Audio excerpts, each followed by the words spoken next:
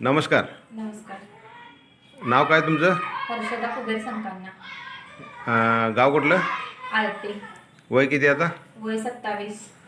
तुम्हाला शुगर कधीपासून आहे? 2 मे 2023.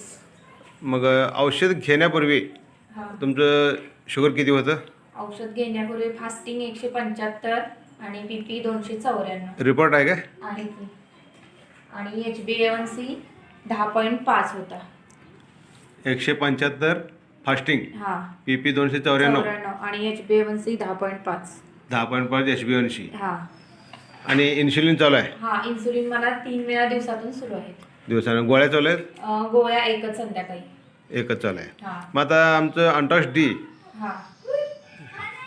आणि टी घ्यायला लागला आहे. अँटॉक्स डी आणि टी मी हां.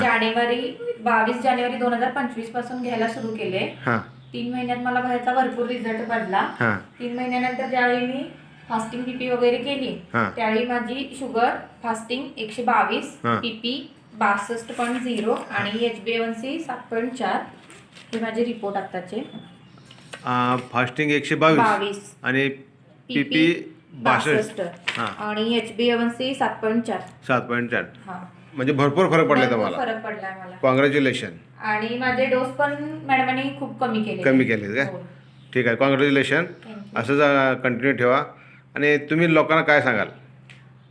मला अँटॉक्स डी आणि अँटॉक्स टी घेतल्यापासून मला भरपूर फायदा हां. झालाय. माझे इन्सुलिनचे डोस कमी हे झाले. औषध घेण्यापूर्वी हां. 70+ होते, हां. ते आता 35 वर आले. अरे वा. हां आणि माझे बायचान्स हे म्हणजे बिफोर लंचचे माझे जे 15 युनिट होतं ते आता हां. माझं फक्त 7 युनिटवर आलेलं आहे. हां हां आणि रात्री झोपतानाचं जे 32 युनिट होतं ते हां. 21 युनिटवर आलेलं आहे. हां. आणि सकाळचं नाश्त्याचं जे युनिट होतं हां. ते 12 की ते 13च्या आसपास होतं, आता ते 6 वर आलेलं आहे. हां.